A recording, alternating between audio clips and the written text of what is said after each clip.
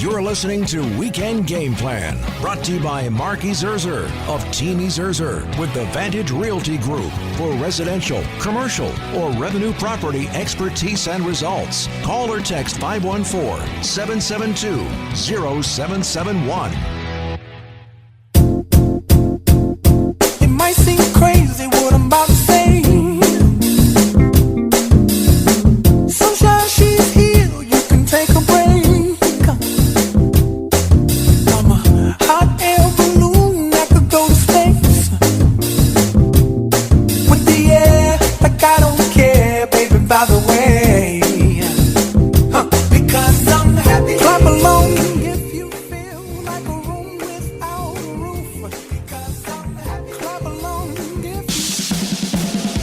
Weekend Game Plan gets out into the community with Suburban Newspaper's sports editor Mark Lidbetter and the Amateur Sports Report. Sports@thesuburban.com is the email address if you want to get in touch with Mark for this weekly segment or for the weekly newspaper. Mark, let us start with student athletes. Always a good topic. Yeah, and Canada's future stars of curling have the opportunity to also further their ambitions in the classroom, thanks to Curling Canada Foundation's For the Love of Curling Scholarship Program.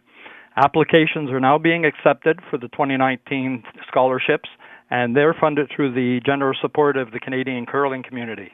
There will be a total of 10 $2,500 scholarships awarded to male and female curlers who best demonstrate athletic and academic prowess as well as community leadership. And the scholarships will be awarded to deserving young athletes from across Canada to help post-secondary athletes cover some of their education and curling costs. The emphasis is going to be placed on athletes who have competed at the provincial, territorial level or higher, and they've maintained a good level of academic standing while showing a strong commitment to their community through involvement in coaching, instructing, and volunteer activities. Now, the athletes must be under the age of 24 as of December 31st, 2019, and not have received the curling scholarship previously. This application process runs until June 30th, so any of them out there, people can get the message and sign up. And the bursaries will be awarded in August. So for information on how to apply, visit www.curling.ca/scholarship 2019.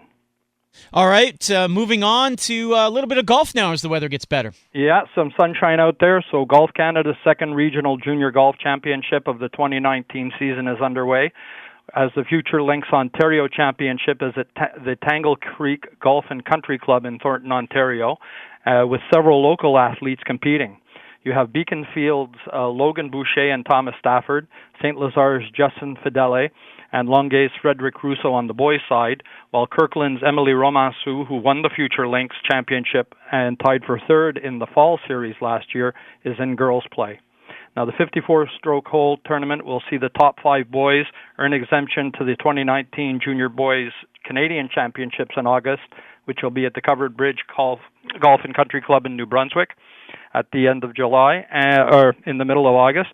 And the top 5 girls will advance to the Canadian Junior Girls Championships, which will be in Lethbridge, Alberta at the end of July. Now, at the opening round, following the opening round, Boucher was tied for first with a 2-under-70 round that included 7 birdies and an eagle, not too shabby. Stafford shot an even 72, while Russo carded a 2-over round, and Fidel shot a 76, 4 shots over regulation. Now, Romansou had a tough front 9, but settled on the back 9 to head to the clubhouse 7 shots back of the leader.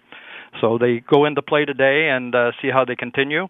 And then the Quebec leg of this event will take place the weekend of June 7th to 9th at the Joly, in Joly, Quebec, at the Club de Golf Les Bois de Joly. So some really talented young golfers out there. Yeah, sounds like it. All right, let's talk some soccer. Yeah, and this weekend, and the weekend of June 8th, the pitch at the Pierre-Fonds Greer Park is going to be swarming with soccer players showcasing their skills in search of scholastic opportunities. The athletes will be taking part in the annual Ribeiro Mujin Soccer Combine, which will have over 45 coaches at the 2 sessions scouting out the talent. There's 140 players signed up for the showcases, and they'll be seen by coaches from universities on both sides of the border, like Ottawa's Carleton and the University of Ottawa, as well as, say, Clemson and Syracuse from the States. Now, Bruni Surin, through his foundation, is a partner in the combines, which since 2012 has allowed 80 players from Quebec to earn scholarships while getting to study and play for many top universities. So today and tomorrow the boys will be in action while the girls take to the pitch the second weekend in June. All right, and finally, Mark, a nice charity here as well, also a soccer story. Yeah, and I tip my cap to the St. Lazare Hudson Soccer Club as coaches, parents, and players will take part in the Surwa Alzheimer's Society's A Walk to Remember event tomorrow morning on the turf of Westwood Junior High. Now, in amateur sports, it shows it's not all about games and practices. It's also about becoming good citizens, and the players taking part in this are a very good example of that. So good on them, for being part of this event. Sports@thesuburban.com is the email address if you want to get in touch with Mark for this weekly segment or for the weekly newspaper. Mark, thank you as always. My pleasure, Matthew, and I agree with you. If Drake is going to continue to trash talk, he better learn to duck. Oh, I like it. There you go, Dave. Take that. It's Weekend Game Plan here on TSN 690. Hour number 2 coming up. We chat with Chris Meany of The Athletic and Fan Tracks. Some Stanley Cup playoff talk, some fantasy hockey in terms of the free agents. That is next.